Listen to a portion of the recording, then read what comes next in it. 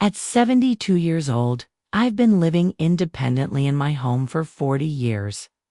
But my new neighbor called the police on me and said she's too old to live alone safely just because she wanted my property.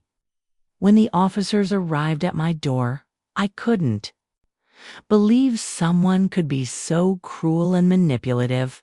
Follow my story until the end and comment the city you're watching from so I can see how far my story has reached. The morning started like any other in my little corner of Maple Street. I woke at 6:30, just as I had for the past 5 years since Harold passed, and padded to the kitchen in my worn slippers to start the coffee. The familiar ritual brought me comfort measuring the grounds, listening to the percolator bubble, to life, stepping onto the back porch to breathe in the crisp morning air while I waited. My garden stretched out before me. 40 years of careful tending evident in every carefully placed rosebush and meticulously maintained flower bed. This house, this life, this independence, it was everything Harold and I had worked for. Everything I had left of him. I settled into my favorite chair by the front window with my coffee and the morning paper, watching the neighborhood wake up around me. Mrs. Chen across the street was already in her garden, moving slowly but purposefully with her walker. We'd wave to each other most mornings. Two old women who understood the precious value of maintaining our routines, our dignity, our place in the world. The Johnsons next door had lived there for 15 years, and we'd developed the comfortable relationship of people who respect each other's space while being there in times of need. Their teenage son, Tommy, still mowed my lawn every other week for $20, just as he had since he was 12. Everything changed 6 months ago when she moved in. Karen Whitfield arrived on a Tuesday in March with a moving truck and an attitude that immediately set my teeth on edge. She was younger than my daughter would have been, somewhere in her 40s, with perfectly styled blonde hair and clothes that screamed money. But it wasn't her appearance that bothered me. It was the way she looked at everything, including me, like she was calculating its worth. Within the first week, she'd introduced herself to every neighbor on the block, and I watched from my window as she chatted with animated gestures, her eyes constantly scanning the houses around her. When she finally knocked on my door, I answered, with the polite caution I'd learned to adopt with strangers. "You must be Dorothy," she said with a smile that didn't reach her eyes. "I'm Karen, your new neighbor. I just wanted to introduce myself and let you know that if you need anything at all, please don't hesitate to ask." No, it can be hard for someone your age to maintain such a large property.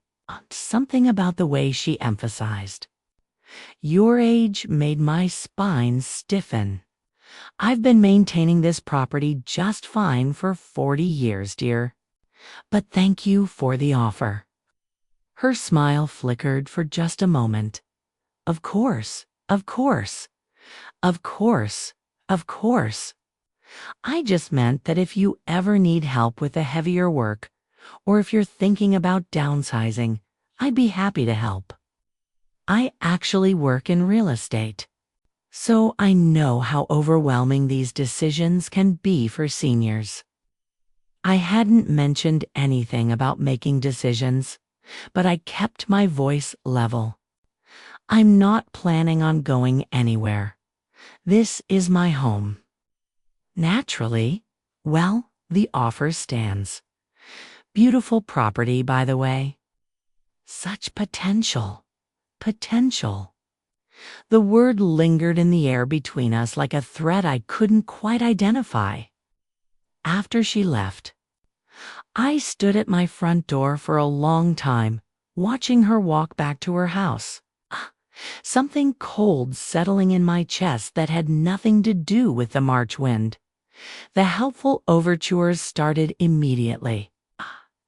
The next morning, Karen appeared at my side door while I was having breakfast. "Dorothy, I noticed you were going to work in your garden today. Please be careful with that.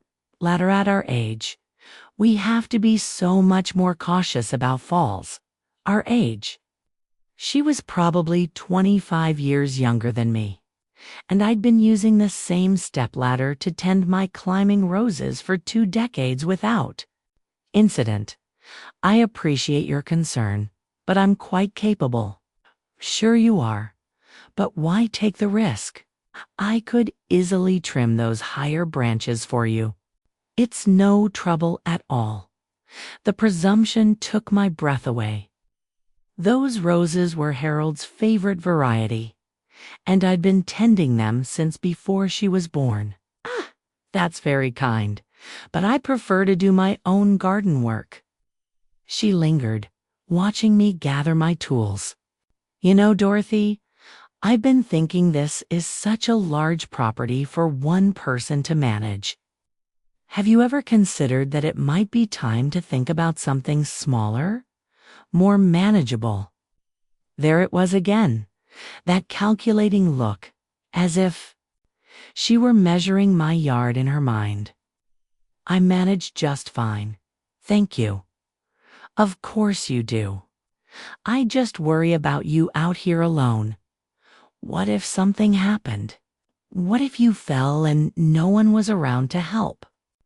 I turned to face her fully, letting her see the steel in my eyes that had gotten me through 72 years of life, including burying a husband and raising 3 children. "I've been taking care of myself for longer than you've been alive. Dear, I don't need a babysitter." She held up her hands in mock surrender. "I didn't mean to offend. I'm just a naturally caring person. It comes from growing up with elderly grandparents." But as she walked away, I caught her pulling out her phone and taking what looked like a photo of my ladder leaning against the side of the house. When I called out to ask what she was doing, she waved dismissively and said something about showing her sister my beautiful garden. Over the following weeks, Karen's caring attention became a constant presence in my life. She seemed to appear whenever I was doing any kind of work around the house, trimming hedges, carrying groceries, even something as simple as watering my flowers. Each time she'd make comments about how dangerous or difficult the task looked.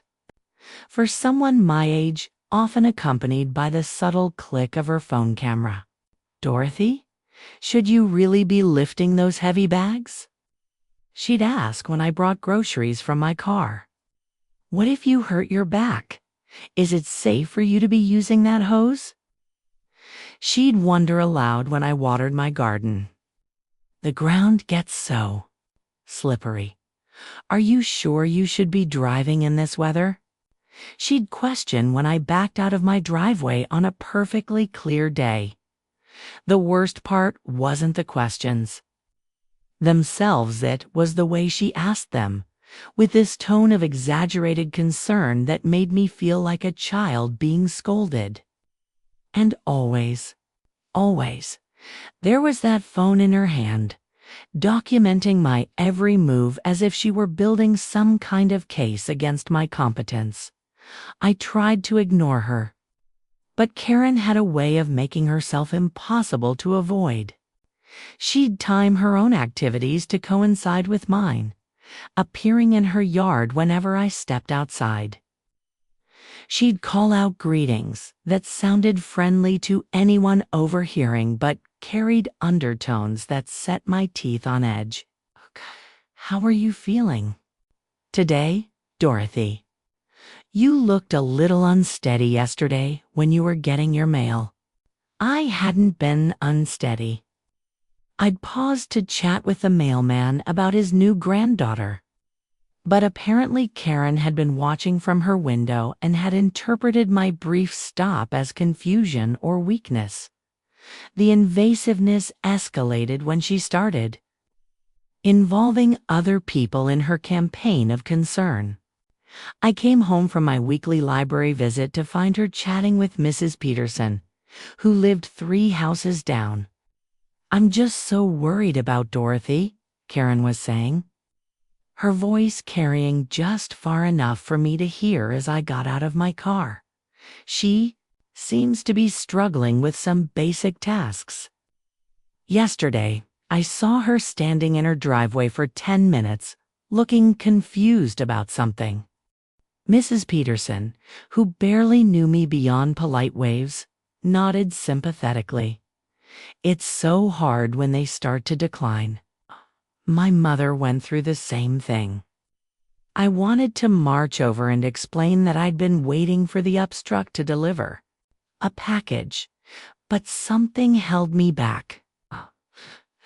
There was a humiliation in having to defend my perfectly normal behavior, in having my every action scrutinized and misinterpreted. Instead, I went inside and closed the doors, feeling for the first time like a prisoner in my own home. The situation grew more disturbing when Karen started making phone calls on my behalf. I discovered this when Dr. Foster's office called to follow up on the concern a neighbor had expressed about my cognitive function. "Mrs. Martinez, we had someone call to say they were worried about your memory and wanted to make sure you were getting appropriate care," the nurse explained. "They seemed very concerned that you might be having episodes of confusion." My hands shook as I held the phone. "Who called you?" "She didn't give her name, just said she was a neighbor who cared about your welfare. She mentioned some incidents, forgetting items at the grocery store, appearing confused about directions, that sort of thing. I'd forgotten milk on my shopping list the week before and had to make a second trip. I'd stopped to check my phone for directions to a new restaurant where I was meeting my granddaughter for lunch." Normal, everyday occurrences that Karen had somehow twisted into evidence of cognitive decline. "There's nothing wrong with my memory," I said firmly.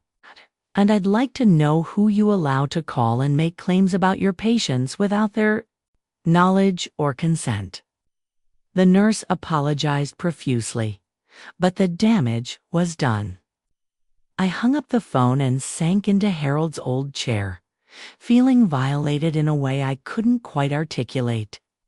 Someone was weaponizing my age against me, using it to strip away my credibility and autonomy. And I didn't know how to fight back. The grocery store incident happened on a Thursday in late June. I'd finished my weekly shopping, act tough, and was loading bags into my car when I realized I'd forgotten to buy bread. Nothing unusual. I'd been making these same shopping trips for decades, and occasionally I'd miss something on my list. I locked my car and went back inside to get the bread, a 5-minute errand that should have been unremarkable. When I came out, Karen was standing next to my car, talking to Mrs. Wilson from the next block over. "I'm just so concerned," Karen was saying. She went into the store, came out, put her groceries away, and then just stood here looking confused. Then she went back in. "I'm worried she's having memory issues and forgot she'd already shopped." Mrs.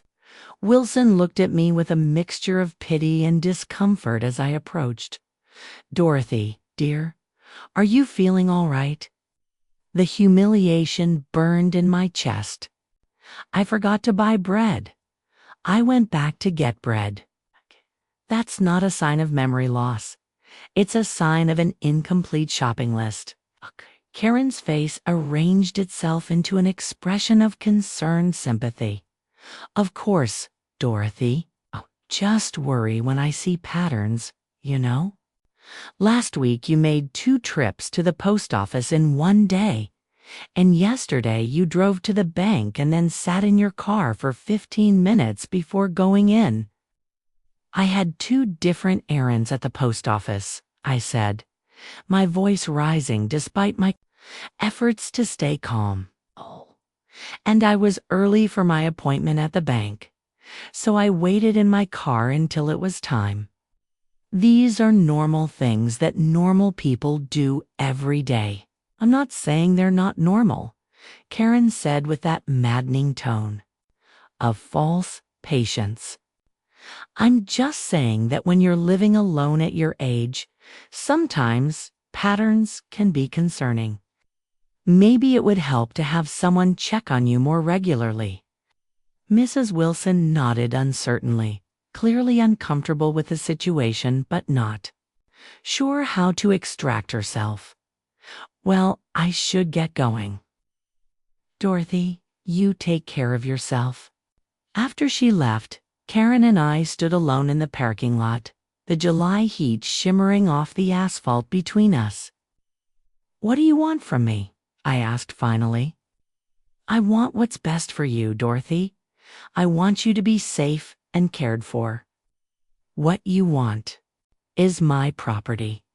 Her mask slipped for just a moment, and I saw something cold and calculating in her eyes. I don't know what you mean. Yes, you do. You've been documenting every move I make, calling my doctor, spreading rumors to the neighbors. All so you can build a case that I'm incompetent to live alone.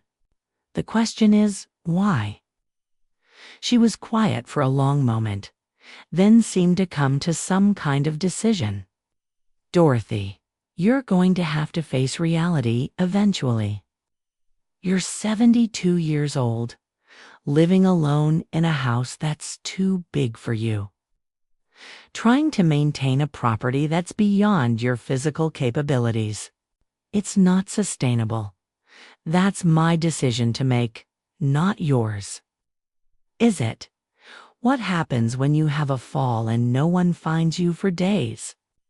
What happens when you forget to turn off the stove or leave the water running?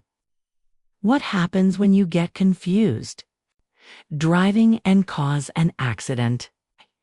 Each hypothetical felt like a slap. Those things haven't happened yet. They haven't happened yet. But statistically, for someone your age living alone, get away from me, I said, my voice barely controlled. Stay away from my house. Stop watching me and stop calling people about me. Can't do that, Dorothy. Too much about your welfare.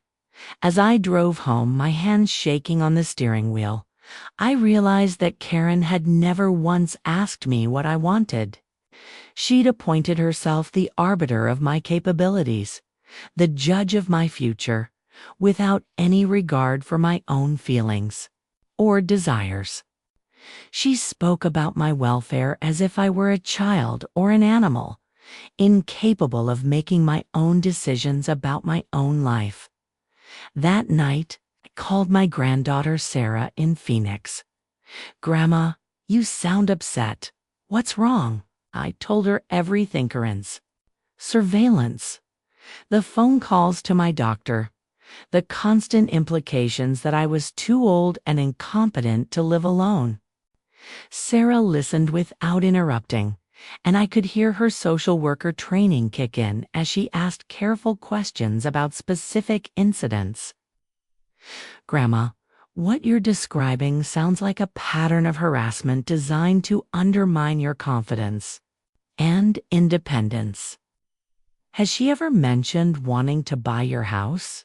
Not directly, but she keeps talking about how it's too much for me to manage, and she mentioned working in real estate. Oh, I think you need to start documenting these interactions. Write down dates, times, what she said, who else was present. If this escalates, you'll need evidence. Escalates to what? I don't know yet. But people who target elderly individuals usually have an end game in mind. I'm going to do some research on property records and see what I can find out about your neighbor.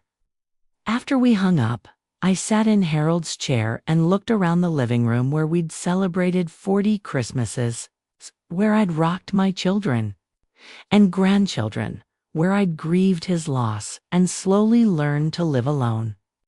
The thought that someone could force me out of this house, could use my own age as a weapon against me, filled me with a rage I hadn't felt since Harold's diagnosis. I started keeping a journal, just as Sarah had suggested. Every interaction with Karen, every comment from neighbors, every phone call from concerned parties who'd somehow heard about my supposed decline. The pattern became clear on paper in a way it hadn't been in my daily life. Karen was systematically building a narrative of my incompetence, creating documentation that could potentially be used to question my ability to live independently. The campaign intensified in August. Karen called 911 twice in 1 week, claiming she was concerned about my welfare. The first time, she reported that I appeared confused and disoriented in my own backyard. What she'd actually seen was me standing still for several minutes, listening to identify a bird call I'd never heard before. The paramedics arrived to find me perfectly coherent and slightly embarrassed by the fuss. Your neighbor seems very concerned about you, the young EMT said kindly.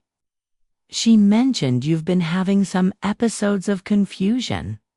The only thing I'm confused about is why my neighbor is watching me closely enough to know how long I stand in my own backyard. I replied. The second call came 3 days later when Karen reported my car as abandoned in my driveway. I'd been battling a summer cold and hadn't driven anywhere for 2 days. Apparently, this qualified as suspicious behavior worth police investigation. Officer Santos, a young man with kind eyes and a patient demeanor, knocked on my door on a Tuesday evening in late August. Mrs. Martinez, I'm sorry to bother you, but we've had some calls from a concerned neighbor. She's worried that you might need assistance or that something might have happened to you. I invited him in and served him iced tea while explaining the situation. He listened carefully, taking notes, and I could see him forming his own assessment of my mental state and living situation. Mrs. Martinez, you seem perfectly competent to me, and your home is well maintained. But I have to ask, is there any reason your neighbor might have legitimate concerns about your welfare? Officer Santos, I've been living independently for 5 years since my husband died. I manage my finances, maintain my property, drive safely, and have regular contact with my family. The only thing that's changed in my life is that 6 months ago a woman moved in next door who seems to think that being 72 years old automatically makes me incompetent. He nodded thoughtfully. Has she ever expressed interest in your property? She's mentioned several times that it's too much for me and that I should consider downsizing. She works in real estate. Officer Santos closed his notebook and looked at me directly. Mrs. Martinez, I want you to know that what you're describing raises some red flags for me. Elder harassment is a real problem, and sometimes people do target older adults for financial gain. I'd like you to keep documenting these incidents. And if you feel unsafe or if the harassment escalates, please don't hesitate to call us. After he left, I felt both validated and frightened. A police officer had confirmed what I'd begun to suspect, that Karen's behavior wasn't normal. Neighborly concern, but something more calculated and potentially dangerous. The breaking point came on. A humid September morning when I was working in my garden. I'd been deadheading my roses, a task that required me to kneel and reach into the bushes to cut away spent blooms. It was work I'd done thousands of times over the decades, as natural and automatic as breathing. But as I stood up from a particularly awkward position, my foot caught in a trailing vine and I stumbled. Going down hard on my right knee, the fall knocked the wind out of me more than it hurt me. I sat on the ground for a moment, assessing the damage: a scraped knee, a bruised palm, wounded pride, but nothing serious. I was gathering myself to stand when Karen appeared as if from nowhere. "Dorothy, oh my God, are you okay? Don't move. I'm calling an ambulance." "I don't need an ambulance," I said firmly, accepting her help to stand. "I just tripped, okay? It's nothing serious." But Karen was already on her phone. "Case, I need an ambulance at 412 Maple Street. I have an elderly woman who's had a fall in her garden. She seems disoriented and may have hit her head." I did not hit my head, and I am not disoriented, I protested, but she waved me off as if I were a confused child. "The patient is 72 years old and lives alone," she continued into the phone. "This isn't the first incident I've witnessed. I'm very concerned about her ability to care for herself safely." The humiliation was complete. Within minutes, my quiet street was filled with an ambulance, a fire truck, and curious neighbors drawn by the commotion. Okay, the paramedics were professional and kind, but I could see them exchanging glances as Karen provided her commentary on my supposed decline. "She's been having these episodes for months," Karen told them earnestly. "Confusion, forgetfulness, incidents like this. I've been trying to keep an eye on her, but I'm worried she's reached the point where she needs more supervision." "Ma'am, I'm fine," I told the lead paramedic.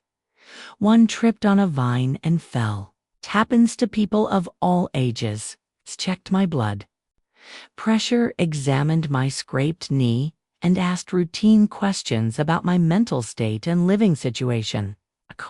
I answered everything correctly and coherently. Coherently. But I could feel the weight of Karen's narrative pressing against my credibility. "Your neighbor seems very concerned about you," he said gently. "Have you considered having someone check on you more regularly?" "My neighbor has been harassing me for months because she wants to buy my property," I said, loud enough for everyone to hear. "This concern is not genuine." Karen's face flushed with anger for just a moment before resuming its expression of wounded care. "Dorothy, I understand you're embarrassed, but this is exactly the kind of confusion I've been worried about. I'm trying to help you." As the emergency vehicles finally left and the neighbors dispersed, Karen lingered in my garden. "Dorothy, we need to have a serious conversation about your situation. These incidents are becoming more frequent, and I can't continue to be your unofficial caretaker. You need to think about transitioning to a place where you can get proper supervision." "The only incident was a simple fall that you turned into a medical emergency," I said, my voice shaking with rage. "And you are not my caretaker, official or otherwise. Whether you want to admit it or not, I've been looking out for you. House would have noticed you were in distress today." I wasn't in distress. I was getting up from a fall. "Dorothy, You were sitting on the ground for several minutes before I found you. That's not normal recovery from a simple trip. Okay. The gaslighting was so blatant, so infuriating, that I could barely speak. She was rewriting the narrative even as we stood there, turning my moment of gathering myself into evidence of confusion and helplessness. "Get off my property," I said quietly. "I'm trying to help you. Get off my property now, or I'll call the police myself." She left, but not before taking another photo with her phone, this one of my scraped knee and disheveled appearance after the fall. More documentation for whatever case she was building. That night, I called Sarah again and told her what had happened. "Grandma, this has gone too far. She's creating a pattern of documentation that could potentially be used in a competency hearing or Adult Protective Services investigation. I'm flying out this weekend." "You don't need to do that, sweetheart." "I do.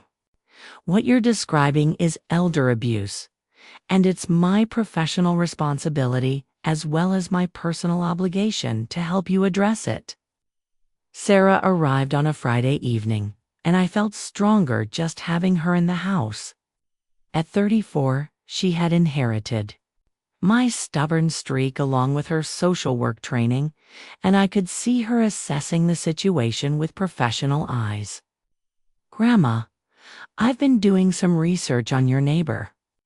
Karen Whitfield has been involved in 3 property transactions in the past 5 years where elderly homeowners sold at below market value after experiencing harassment from neighbors. In 2 cases, she was the buyer. In the third, she received a finder's fee. The revelation hit me like a physical blow. She's done this before." "I think so. And I think she's following a playbook: systematic documentation of supposed incompetence, involvement of medical and emergency services, creation of a paper trail that suggests the elderly person is unsafe living alone." "But why target me specifically?" Sarah pulled out her laptop and showed me a property assessment website. "Your house is on a double lot in a neighborhood that's gentrifying rapidly. If she could buy your property and combine it with hers, she'd have enough space for a significant development project. Based on recent sales, we're talking about a potential profit of several $100,000. The scope of Karen's manipulation became clear. This wasn't random harassment or misguided concern. It was a calculated campaign designed to force me out of my home so she could profit from my property. Saturday morning, Sarah and I were having coffee on the back porch when Karen appeared at the fence that separated our yards. "Dorothy, I wanted to check on how you're feeling after your fall yesterday." "I'm fine, thank you," I replied coolly. Sarah stood up and walked to the fence. "I'm Dorothy's granddaughter, Sarah. I understand you've been very concerned about my grandmother's welfare." Karen's smile brightened. "Oh, how wonderful that you're here. I've been so worried about Dorothy living alone. There have been several incidents that concerned me." "What kind of incidents?" "Well, just yesterday she had a fall in the garden. And there have been other things: confusion about directions, multiple trips to the store, standing in her driveway looking lost. I'm worried she's reached the point where she might need more support." Sarah nodded thoughtfully. "That's interesting. As a licensed social worker, I'm trained to assess elder care needs. Would you mind if I asked you some questions about these incidents you've witnessed?" I watched Karen's face change as she realized she was no longer dealing with an isolated, elderly woman, but with a professional who understood exactly what she was doing. "Well, I'm not really qualified to make assessments. Karen backtracked. I just know what I've seen, of course. But you felt qualified enough to call my grandmother's doctor in emergency services multiple times. You must have some training or experience that made you feel comfortable involving medical professionals in your concerns. I was just being a good neighbor. I'm sure you were. Can you tell me specifically what you observed that led you to believe my grandmother was confused about directions? Karen fumbled for an answer. She was looking at her phone while sitting in her car. Using GPS navigation seems like competent behavior, not confused behavior. What about the multiple trips to the store? She would go shopping, come home, and then go back out again. So she was successfully navigating to and from the store multiple times, correctly identifying when she needed additional items, and managing her transportation independently. Again, that sounds quite competent. Watch this exchange with growing admiration for my granddaughter and growing satisfaction at seeing Karen's manipulation, exposed by someone who understood the tactics she was using. I think there may have been some misunderstanding about what constitutes concerning behavior in elderly adults. Sarah continued. Everything you've described sounds like normal, independent living activities. Karen's friendly mask was slipping. Well, I suppose you know your grandmother better than I do. I do. And I also know elder harassment when I see it. I'm curious. Have you expressed any interest in purchasing my grandmother's property? I don't know what you're implying. I'm not implying anything. I'm asking a direct question. Have you expressed interest in buying this house or the land it sits on? Karen's face hardened. I think this conversation is over. As she walked away, Sarah turned to me with a grim expression. Grandma, I think we need to be prepared for this to escalate. Now that she knows you have family support and professional advocacy, she might get more aggressive. Sarah was right. The following week, Kieran called Adult Protective Services. I answered the door on Tuesday afternoon to find a woman in her 30s with a clipboard and a serious expression. Mrs. Martinez. I'm Jennifer Walsh from Adult Protective Services. We've received a report of concern about your welfare, and I need to conduct a wellness assessment. My heart sank, but I invited her in. Sarah had flown back to Phoenix, but had prepared me for this possibility. Ma'am, I understand a neighbor has expressed concerns about your ability to live safely alone. I need to ask you some questions and observe your living situation. The next hour was one of the most humiliating of my life. I was subjected to cognitive tests, questioned about my daily routines, and watched as a stranger assessed my home for signs of neglect or incompetence. Ms. Walsh was professional but thorough, and I could see her forming judgments about everything, from the organization of my kitchen to the stability of my gate. Mrs. Martinez, your neighbor provided quite a bit of documentation about concerning incidents. She seems very worried about your safety. My neighbor wants to buy my property and has been harassing me for months to try to make me appear incompetent, I said firmly. Nothing she's told you represents a genuine safety concern. Ms. Walsh made notes but continued her questions. She mentioned a recent fall in your garden that required emergency medical attention. I tripped on a vine and scraped my knee. She called the ambulance over my objections and then used the incident to suggest I was disoriented and confused.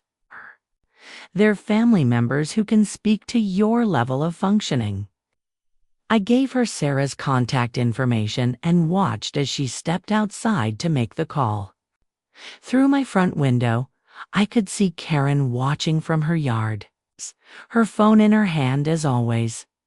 When Ms. Walsh returned, her demeanor had shifted slightly. "Mrs. Martinez, I spoke with your granddaughter, who provided a very different perspective on your situation. She also shared some concerning information about your neighbor's behavior. I'm going to make some additional inquiries before I complete my assessment." She left without making any immediate recommendations, but the damage to my sense of security was complete. Karen had successfully involved official agencies in questioning my competence, creating a paper trail that would follow me regardless of the investigation's outcome. That evening, Mrs. Chen knocked on my door. "Dorothy, I hope you don't mind me stopping by, but I wanted you to know that woman from social services came to my house asking questions about you." My stomach dropped. "What did you tell her?"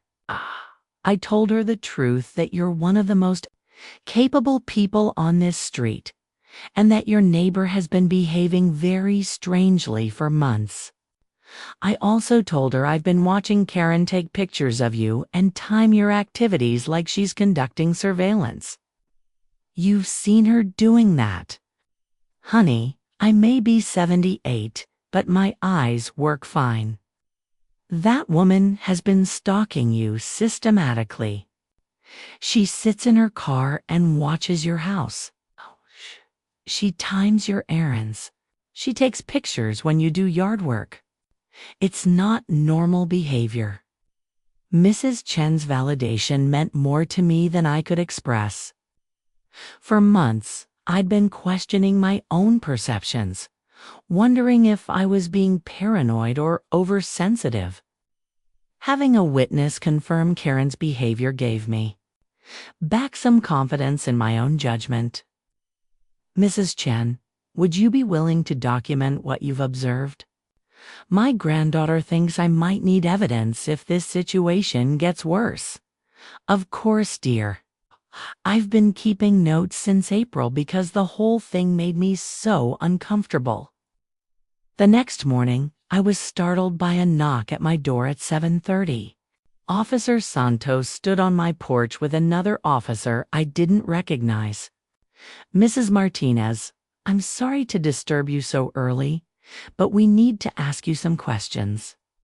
We received a call last night from your neighbor reporting that she was concerned about your welfare. She said you appeared to be having some kind of medical emergency in your backyard around 6 o'clock yesterday evening." I stared at him in disbelief. "Medical emergency? Watering my garden." "She said you were moving very slowly and appeared to be in distress. She was worried you might have been having a stroke or heart attack, but were too confused to seek help." The audacity took my breath away. Karen had taken my normal evening routines, lowly and carefully watering my flowers in the peaceful hour. Before sunset, turned it into evidence of medical crisis. "Officer Santos, I'm beginning to understand why you told me to document these incidents. This woman has now involved emergency services, adult protective services, and the police. Multiple times based on completely normal activities. When does this become harassment?" He looked uncomfortable. "Ma'am, we have to respond to welfare calls. I'll be honest, the pattern of reports from this particular neighbor is starting to concern me too. Can you walk me through what you were actually doing yesterday evening?" I explained my evening. Routine showed him my garden hose and the flower beds I'd been watering, and provided the contact information for Mrs. Chen, who had waved to me during the very time period Karen claimed I was having a medical emergency. "Mrs. Martinez, I'm going to have a conversation with your neighbor about appropriate use of emergency services." In the meantime, I'd encourage you to continue documenting these interactions. After the officers left, I sat in Harold's chair and cried for the first time since this whole situation began. I cried from frustration, from fear, from the sheer exhaustion of having to defend my competence and independence to an endless parade of officials. I cried because a stranger had made me afraid in my own home, had turned my age into a weapon against me, had made my neighbors look at me with pity instead of respect. But I also cried from anger. And that anger was beginning to burn away the fear and confusion I'd been carrying for months. I called Sarah and told her about the latest incident. "Grandma, this is escalating exactly as I predicted. She's trying to create an official record of incompetence that could be used to force you into guardianship or assisted living. We need to go on the offensive." "What do you mean?" It's time to stop being reactive and start taking action. I've been in touch with a colleague who specializes in elder law, and she thinks you have grounds for a harassment complaint. We need to flip the script. Instead of you defending your competence, we need to put Karen on the defensive about her behavior. That weekend, Sarah flew back out with a lawyer named Patricia Hernandez, a sharp-eyed woman in her 50s who specialized in elder rights cases. "Mrs. Martinez, what you're experiencing is called predatory harassment targeting elderly homeowners," she explained as we sat in my living room. "It's becoming increasingly common in gentrifying neighborhoods where property values are rising rapidly." She pulled out a thick folder. "Sarah has provided me with your documentation, and I've done some additional research on Ms. Whitfield. She has a pattern of targeting elderly homeowners in situations very similar to yours. In each case, she creates a documentation trail suggesting the homeowner is incompetent, then either makes a lowball offer for the property or positions herself to profit when the homeowner is forced to sell. Can we stop her? We can certainly try. The first step is filing a formal harassment complaint with the police. The second step is obtaining a restraining order. The third step, if necessary, is a civil lawsuit for elder abuse and intentional infliction of emotional distress. Monday morning, Patricia and I walked into the police station to file a formal complaint.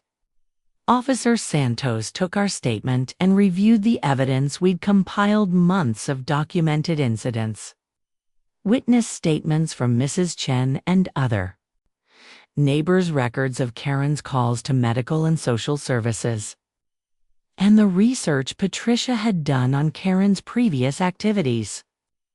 "Mrs. Martinez, I have to say, this is one of the most systematic harassment campaigns I've seen. We're going to take this very seriously."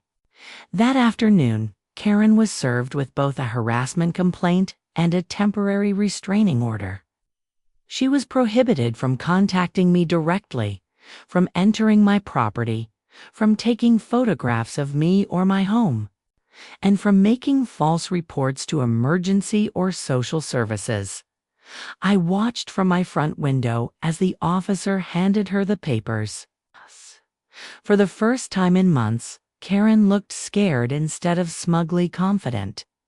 The next few days were blissfully quiet. Karen stayed inside her house, and I began to remember what it felt like to work in my garden without feeling watched. To get my mail without commentary, to exist in my own space without constant scrutiny. But Patricia had warned me that the restraining order might provoke escalation rather than resolution. She was right.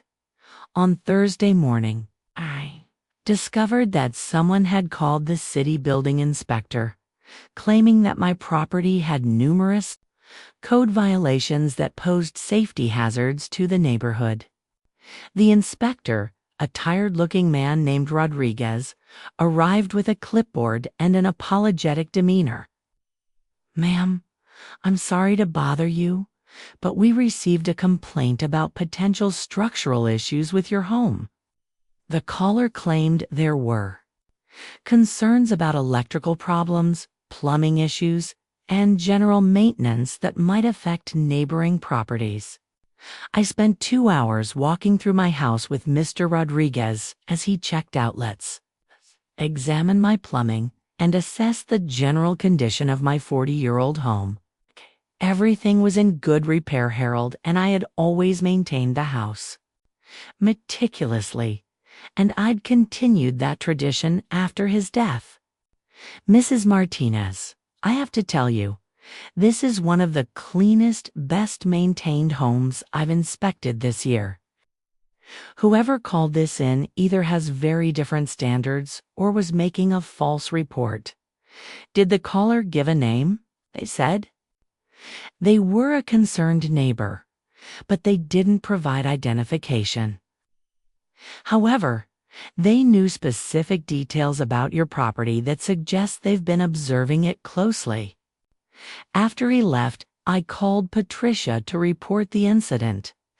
She was furious. This is a clear violation of the restraining order. She's prohibited from harassing you. And using city services to create false investigations definitely qualifies as harassment. We're filing a contempt motion immediately. That afternoon, Officer Santos came to my door again, but this time his expression was grim in a way that felt protective rather than investigative. "Mrs. Martinez, we've had another call about you from your neighbor." My heart sank. What now? She called to report that she observed you having what appeared to be a serious conversation with yourself in your backyard yesterday evening. She claimed you were gesticulating wildly and seemed to be arguing with someone who wasn't there. She wanted us to do a mental health welfare check. The audacity was breathtaking. "Officer Santos, I was on the phone with my granddaughter using my wireless earbuds. We were discussing the legal situation, and yes, I was probably animated because I was upset about everything that's been happening." He nodded. "I figured it was something like that. Mrs. Martinez, I want you to know that we're taking this pattern of false reports very seriously. This call violated the restraining order in multiple ways, and we're going to be arresting Ms. Whitfield this afternoon." I felt a surge of vindication mixed with anxiety. Will that make things worse? It might. People who engage in this kind of systematic harassment don't usually stop just because they're asked to. But it also means we're treating this as the crime it is, rather than a civil dispute. That evening, I watched from my front window as Karen was led from her house in handcuffs. Several neighbors had come out to witness the spectacle, and I could see the shock and confusion on their faces. For months, Karen had positioned herself as my concerned protector. Now she was being arrested for harassing me. Mrs. Peterson from down the street knocked on my door an hour later. "Dorothy, I owe you an apology. That woman convinced several of us that you were having problems and needed help. I had no idea she was making it all up. How could you have known?" I asked, though part of me was still hurt by how quickly my neighbors had accepted Karen's narrative without ever asking for my perspective. I should have talked to you directly instead of listening to gossip. I'm sorry. Similar conversations happened over the next few days as the truth of the situation spread through the neighborhood. I felt vindicated but also exhausted by the need to rehabilitate my reputation from accusations I'd never deserved. Sarah flew out again for Karen's court hearing. As we sat in the courtroom waiting for the case to be called, Patricia explained what we could expect. The judge will decide whether to make the restraining order permanent and whether to impose additional penalties for the violations. The prosecutor is also considering charges for filing false police reports and elder abuse. When Karen's case was called, she appeared with a lawyer who immediately began arguing that she had been genuinely concerned about my welfare and had acted in good faith. Your Honor, my client is a caring neighbor who noticed concerning behaviors and followed appropriate channels to ensure an elderly woman's safety.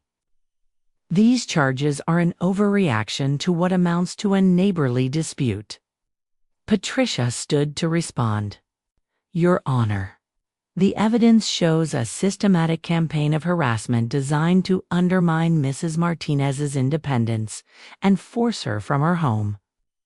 The defendant documented Mrs. Martinez's normal daily activities and misrepresented them as signs of incompetence to medical professionals, emergency services, and social agencies. This isn't neighborly concern, it's predatory behavior targeting an elderly homeowner for financial gain. The judge reviewed the evidence for what felt like an eternity before speaking. Ms. Whitfield, the pattern of behavior described here goes far beyond normal neighborly concern.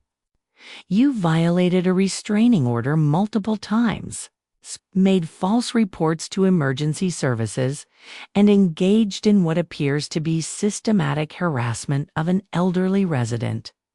I'm making the restraining order permanent and ordering you to pay Mrs. Martinez's legal fees. Additionally, you are prohibited from having any contact with Mrs. Martinez or her property, and from making any further reports about her to any agency or service provider. Karen's face was white with anger as the judge continued. Furthermore, I'm referring this case to the district attorney's office for consideration of criminal charges. Elder abuse is a serious crime in this state, and the evidence suggests this may qualify. As we left the courthouse, Patricia squeezed my arm. That's about as good as an outcome as we could have hoped for. But I knew the legal victory was only part of the battle. I still had to live next door to someone who had tried to destroy my independence and steal my home. The answer to that problem came sooner than expected. 2 weeks after the court hearing, I noticed a for sale sign go up in Karen's front yard. Mrs. Chen called me that afternoon with the news. Dorothy, I saw Karen loading boxes into a moving truck this morning.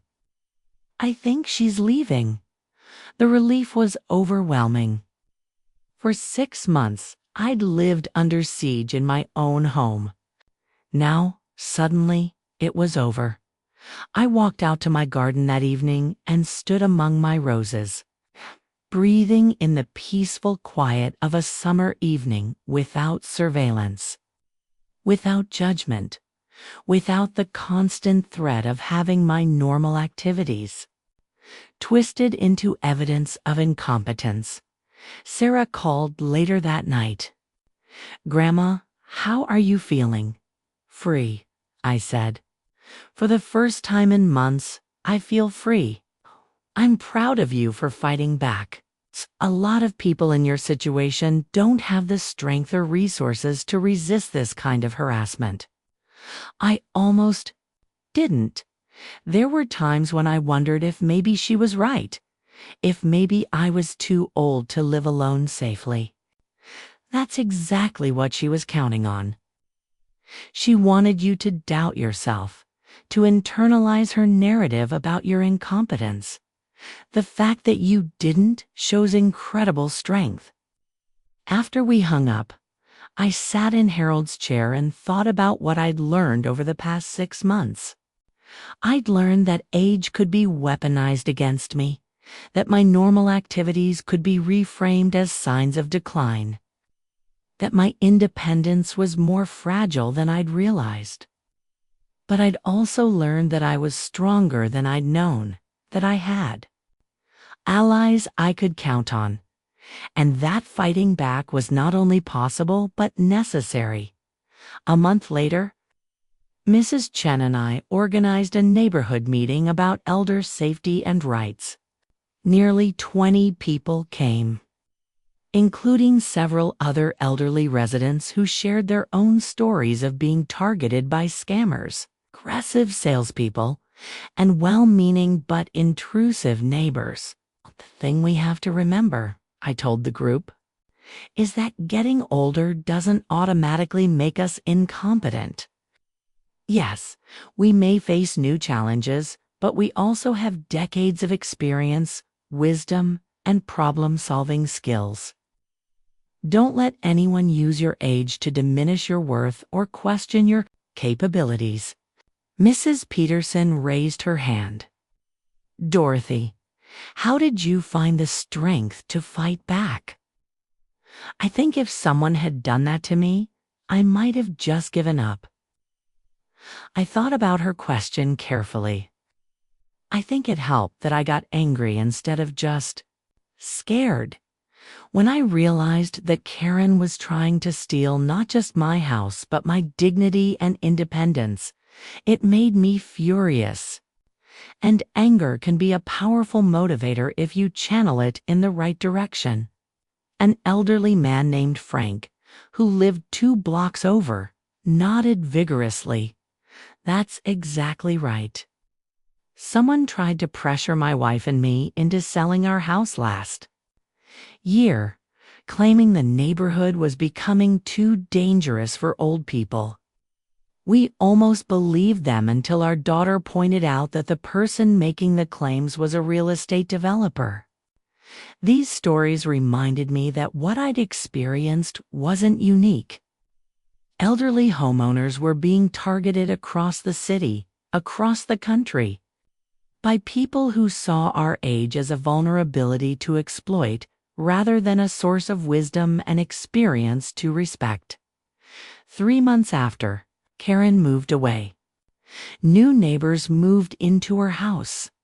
Young couple with a toddler who waved cheerfully when they saw me in the garden and asked politely if I needed help with heavy packages rather than assuming I was too frail to manage my own affairs. One evening, in October, as I was raking leaves in my front yard, the husband, Jason, came over to introduce himself properly. Mrs. Martinez, I hope you don't mind me asking, but Mrs. Chen mentioned you had some trouble with the previous neighbor. She said you handled it really well and that we should consider ourselves lucky to live next to someone so competent and independent. The compliment warmed me more than he could have known. After months of having my competence questioned and my independence threatened, it felt wonderful to be seen as an asset to the neighborhood rather than a burden. I'm glad you're here, I told him honestly. Your predecessor had some issues with boundaries. He laughed. Mrs. Chen gave us a pretty detailed warning about what not to do. Something about respecting elderly neighbors and not assuming they need help unless they ask for it. Mrs. Chen is a wise woman. She also said you're the person to talk to if we have questions about the neighborhood history or need recommendations for contractors and services. She said you've been here long enough to know everyone worth knowing. As I went inside that evening, I reflected on how completely my situation had transformed. 6 months ago, I'd been seen as a problem to be solved. A vulnerable elderly woman who couldn't be trusted to manage her own affairs. Now I was recognized as a neighborhood resource. Someone with knowledge and experience worth consulting. The legal case against Karen eventually resulted in criminal charges for elder abuse and filing false police reports. Also, she pled guilty to reduced charges and was sentenced to community service and restitution, though I never saw a penny of the money she was ordered to pay. More importantly, her name was added to a database of individuals who had engaged in elder abuse, which would make it harder for her to target other elderly homeowners in the future. Patricia told me that our case had become something of a model for how to respond to predatory harassment of elderly residents. "You did everything right," she said during our final meeting. "You documented the incidents, sought family support, involved law enforcement appropriately, and didn't let her intimidate you into giving up your independence. Not everyone has the resources or knowledge to fight back the way you did. What happens to the people who don't have family support or can't afford legal help? Too often, they end up displaced from their homes, convinced that they're incompetent, when they're actually perfectly capable of independent living. That's why it's so important that you fought back and won. It creates precedent and shows other elderly residents that they don't have to accept this kind of treatment." On New Year's Eve, as I sat in my living room watching the fireworks on television, I thought about the year that was ending and the one beginning. I was still 72 years old, still living alone in the house I'd shared with Harold for 40 years. But I was also stronger, more confident in my rights, and more aware of my own resilience than I'd been 12 months earlier. The phone rang as the clock struck midnight, and Sarah's voice filled the room with warmth and celebration. "Happy New Year, Grandma. I'm so proud of how you handled everything this year. Happy New Year, sweetheart. I'm proud of us both. What are your resolutions for the new year?" I looked around my living room at the photos of Harold and our children and grandchildren, at the books I'd collected over decades, at the familiar furniture that had witnessed so much life and love and loss. To keep living exactly as I choose to live, for as long as I'm able. To remember that getting older is a privilege, not a weakness, and to help other people my age remember that too. Those are perfect resolutions, Grandma. After we hung up, I walked through my house, turning off lights and checking locks. The same routine I'd followed for 5 years since Harold's death. But tonight, it felt different.